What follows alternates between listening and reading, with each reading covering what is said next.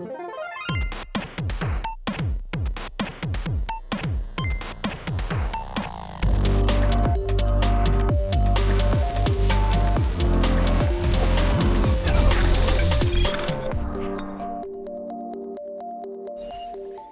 to Innovation in Gaming. In this episode, we will cover artificial intelligence. We're exploring the future of gaming and examining how we got to where we are today. Gaming technology often intertwines with the tech found in other industries, providing a proving ground for new concepts and ideas. From manufacturing robots building the cars we drive to the digital assistants on our kitchen counters, it's no secret that artificial intelligence can be found all around us. It discovers new music and films for us, it maps the best route for our trips, and now can even drive us to the destination. In fact, AI is so prevalent in nearly every bit of technology we use today that it often goes unnoticed. Artificial intelligence is expanding and evolving at an impressive rate and is improving the way we deal with everything, from agriculture to hospitality. AI can empower humans to move beyond complex but mundane tasks such as data processing and financial management. Intel is working not only with the tech, but they're also assisting in creating policy to ensure that AI continues to be a force for good in our lives.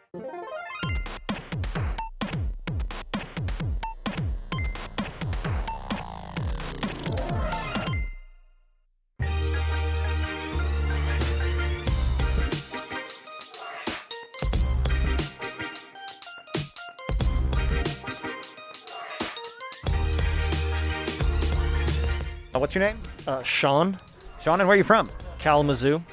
So we've been talking to people about artificial intelligence, particularly in gaming. That's starting to get better. You're starting to have NPCs in games that actually seem to behave a little less robotically. Sierra, Josh?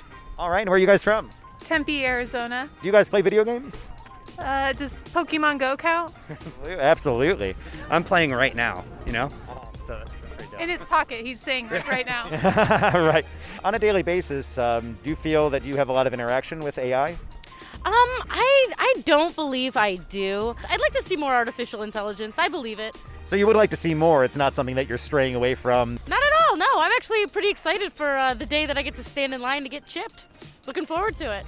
I mean, think about it. You get to make phone calls right away. I mean, it figures things out for you. I don't have to keep looking at my GPS driving here. It's fine. So what's your favorite video game you've ever played? Of all time would be the Terminator game over there in the mall. Oh, that's up on the strip where you hold it. What sticks out most for you that you interact with an AI almost every day? Not putting on the tinfoil hat or nothing, but everything in our life.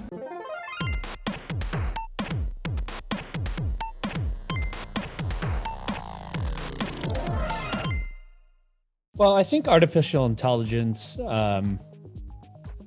it's evolved a lot over the past few years. It can mimic human speech. It can, you have the deep fakes when it comes to videos. You can have AI write on any topic and you wouldn't be able to tell whether it's an AI or a human writing it. So there's been incredible innovation in the AI world in general. I actually think that AI, as it relates to matchmaking and gaming, I think there are a lot of clear applications there.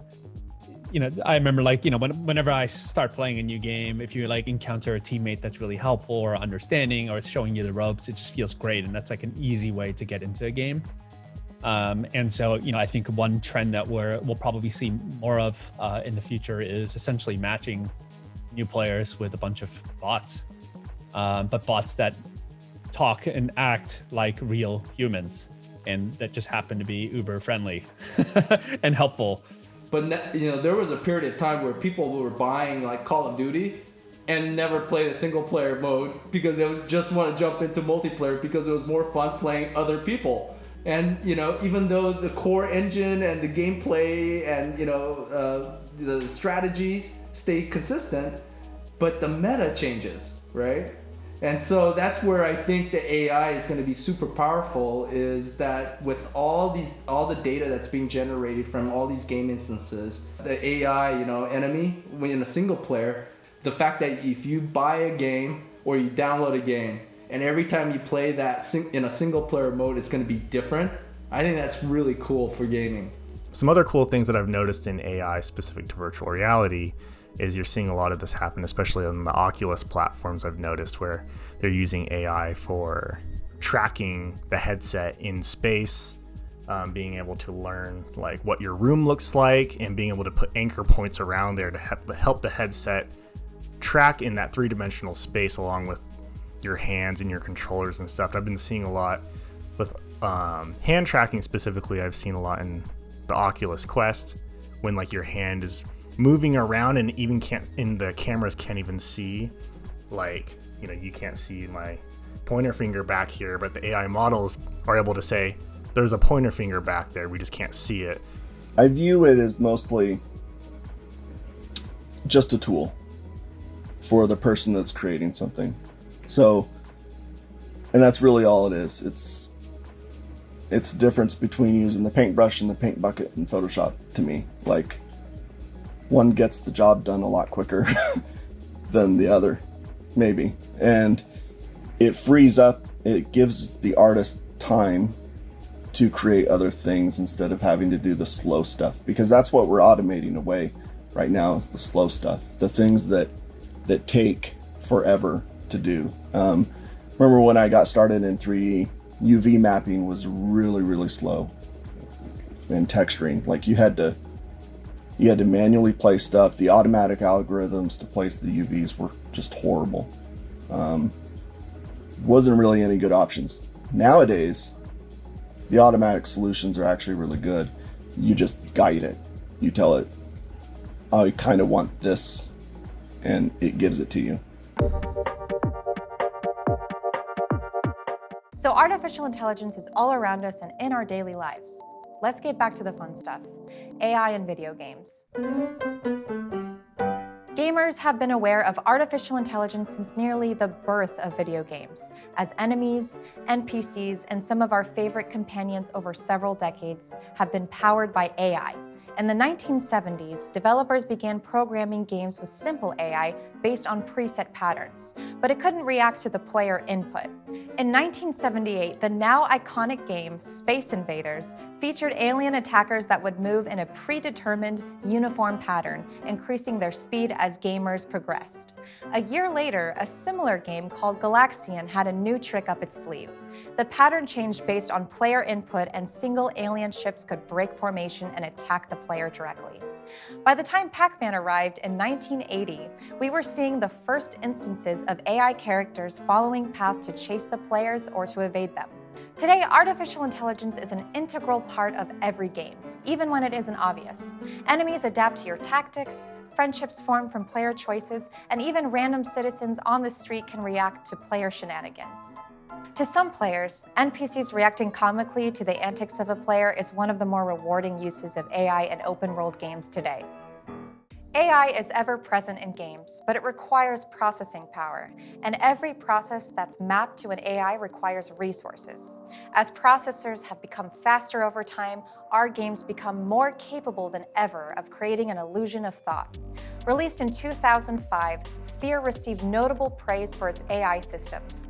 Though it was largely a horror game, and a pretty scary one at that, the game also featured enemies that moved as a group, coordinated together, and then reacted to your tactics. If you took cover, enemies knew and typically tossed a grenade to get you to move, or they'd attempt to flank your position.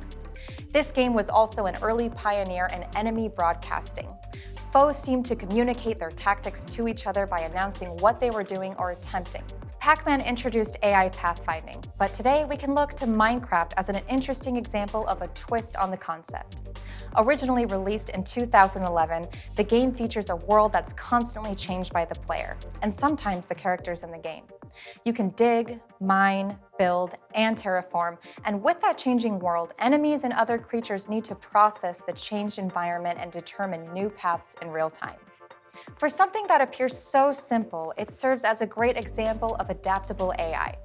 Another terrifying example of superior AI is found in a game that shares the same initials. In Alien Isolation, a deadly creature based on the related movie series constantly wanders the same facility as you, attempting to search the player out. Developers took care to enhance the alien AI with a number of learning systems so that as you played, it became more difficult to outsmart this sci-fi beast. The game is also a great example of a tool called Director AI. This is an invisible force within the game that adjusts circumstances to keep things fun and exciting. Left 4 Dead featured another superb use of Director AI, sending scores of zombies towards players based on ammo count, health levels, and location. In this case, the director could manage the pacing of the game, allowing every session to have a good mix of intense moments and momentary cooldowns. AI can also assist developers in the creation of a game, even when that AI won't be a part of the final product. In the development of the unique open-world puzzle game, The Witness, an AI was used to map out all possible pathways that a player might walk. This ensured there weren't any areas where a player could get stuck in the level, ruining the immersion. In larger, 3-dimensional environments, this would have been extremely difficult to test manually. AI allows developers to handle these tasks in a fraction of the time. In the games that you play or in your everyday life, can you touch on how you interact with artificial intelligence? I think it's getting scary because the AI, I feel like they're just getting more interactive and more immersive. You start feeling like weird attachments towards these AIs that aren't actual things. But I'm also a pretty lonely guy right now, so I'm in a weird state. Anything could probably feel like company at the moment. Do you guys play video games? Yes. We have an arcade at home Old now. school video games. Beautiful, and what's your favorite? Miss Pac-Man and Galaga. But I do have the high score on Miss Pac-Man at every bar we go to. We figured Galaga out. We just have to figure out how to keep it going. We know what Galaga has to offer, and I think we've got it. And how about artificial intelligence? I mean, we're probably all artificial intelligence, right? Like, we're all just like living in a simulation. So, yes. It's just, I mean, we're probably all like laying in some tube somewhere, like with the VR thing on anyway, experiencing this. So I work in a lot with technology, so I like the fact that I can have an ecosystem on my phone and laptop and in my house. It's like, so if I go home, like, I can say, Alexa, turn on all the lights. I know, I kind of like it. It's very convenient for me.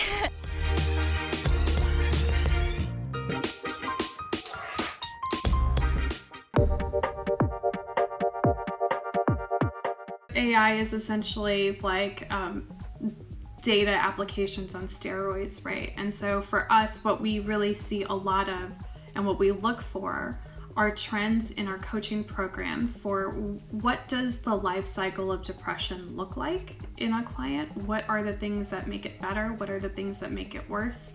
And being able to collect all that data in a really robust way helps us keep our coaching program really strong because we know what the coaches should and shouldn't be doing. We know what that trajectory looks like. If somebody's taking a dip in depression, we know what that comeback should look like.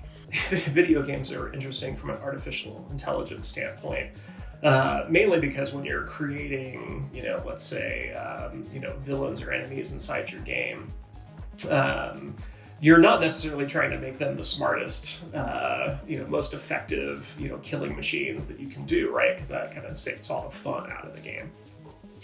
And so, we're constantly trying to make, things that seem smart, the things that you would just expect a person to do, pathfinding algorithms, those kind of things, and do those well, and then do the things that are actually pretty easy for a computer to do, aim and shoot and fire and all that kind of stuff.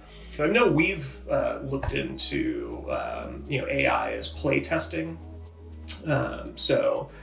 Basically putting a bunch of, machines against playing a game, looking for bugs, trying to break things. I think matchmaking in gaming and in, building community is pretty critical. So finding people who have similar interests is always challenging, especially when you're kind of isolated and social distance and not able to kind of get out and meet people. So I think that's, to me, a big part of what AI has the potential to do in terms of the kind of social aspect of gaming. One of the areas that we're working on at my company with artificial intelligence is literally to use AI and machine learning models to identify and detect toxicity in games. And so, I think that, I'm particularly excited about some of the things that, applications for artificial intelligence to detect this stuff. Detecting it doesn't mean necessarily that you're trying to punish or penalize these people. It's really about using as an opportunity to try to teach and reform people on the things that maybe are not kosher. Yeah, I'm working with a company. It's almost like a daily fantasy platform. What they do is predictive bets, and they're able to, in real time, because of machine learning and their AI system, they go, in the next 2 minutes, is this action going to happen within the game, right? And that and they can only set up that prediction opportunity because of the AI that they built to say, hey, given the likelihood of all these things happening right now in real time, could this happen, right? And it's the AI and machine learning of the, taking all that data feed saying 72% chance that, someone's gonna do this. It's most likely gonna happen, right? But now you can bet against that odd, right? And so it's a really cool system. Where is artificial intelligence heading in the future? When it comes to games, for many developers, the challenge is to find new ways to achieve better storytelling. There are a number of possibilities on the horizon, but with the achievements made in virtual voices like the assistants on our smartphones, developers might someday create dynamic stories where characters have voices outside of pre-recorded dialogue. Additionally, enhanced data analysis through AI will allow developers better tools to track how gamers are playing their game and how the game affects them as players. Games could be created to adjust more dynamically to the player, creating an experience that feels more catered and tailored to what they find most fun. Whatever advances are made in the world of artificial intelligence, they'll be made possible through better and faster data processing. We'll be excited to see what the future holds for AI and the creative ways that game developers choose to incorporate them in our world of entertainment. Thank you for watching this episode on artificial intelligence.